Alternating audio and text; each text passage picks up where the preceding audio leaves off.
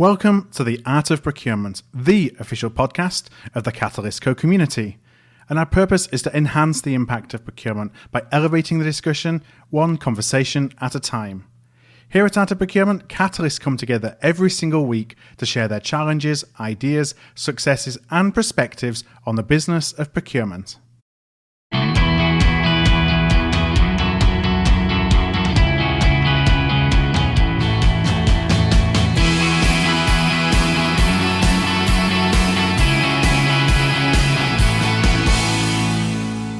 Hi there, I'm Philip Eitzen, and thank you for tuning in to the Art of Procurement today. If you're a regular listener, you'll know that we typically publish an interview every Monday. But this month, we're celebrating Take Action October. So for October only, we're publishing a 5-minute daily micropod to help you take action to elevate the influence and the impact of both yourself and your team. If you're joining us midway through this series, listen to episode 204. That will give you more details on Take Action October and the daily 5-minute podcast. I also explain the concept of a vehicle in that episode, which in my experience is the single most important factor that determines your ability to translate learnings into action. In today's Take Action podcast, I want to share a clip from Kate Vitasek, founder of the Vested methodology and a faculty member at the University of Tennessee. I asked Kate to share an example of how procurement professionals can buy for innovative but yet as undefined solutions. So think of this as when the business has a problem to solve and they aren't sure how to solve it. How can we encourage innovative solutions from our supply market? You want to be as transparent as possible with these suppliers because they will feed on that. So the more information you give them, the better their solution. So you start out with a bunch of suppliers. Yeah. And so you're just simply picking a few, 3, no more than 6, based on pure capabilities. So you're capable, you're in the mix. So let's say, in the Vancouver Coastal Health example, in their original process that we write about in the white paper and in the case study, they started with 3 capable suppliers. Yeah. So you couldn't even get in unless you were known to be capable. And then they move into what's called a concept phase.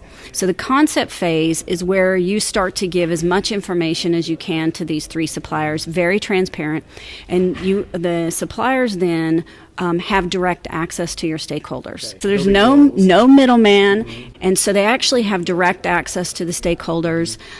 They have data, and so they get to ask whatever. If they have a question, you ask it. And what I liked about the Vancouver Coastal Health process is that the questions were proprietary.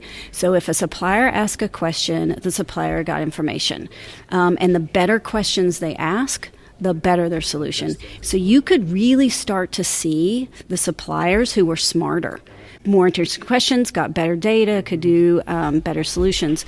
So you're giving a very short period for the concept because this takes a lot of time and energy from the suppliers, and so you don't want to draw them out. So you want to, if you've ever heard that term, throw spaghetti on the wall and see what sticks, right?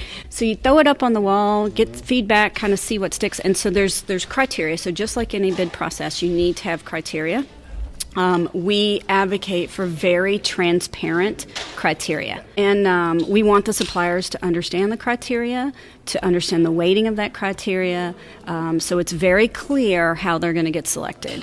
And so the best suppliers then go through, so usually that's 2 suppliers. So if you start out with 4, now you've got 2, and now you're going to go through the same process, but a little bit more protracted. So they're going to get access to even more information. So in Vancouver Coastal Health, for example, they gave access to the full budget data. Okay. Here's what it costs today.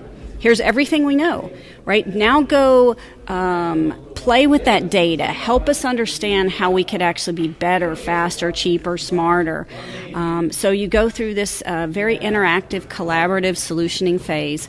And in an RF partner process, you actually are picking the supplier not only on their solution, but on their cultural fit and compatibility.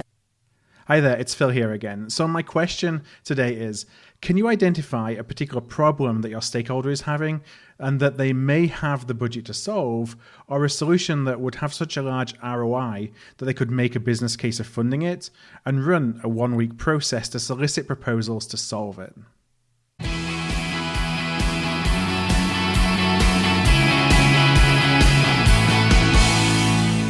Thanks for joining me for this special Take Action October podcast from the Art of Procurement. You can check out today's question by going to artofprocurement.com/takeaction2018.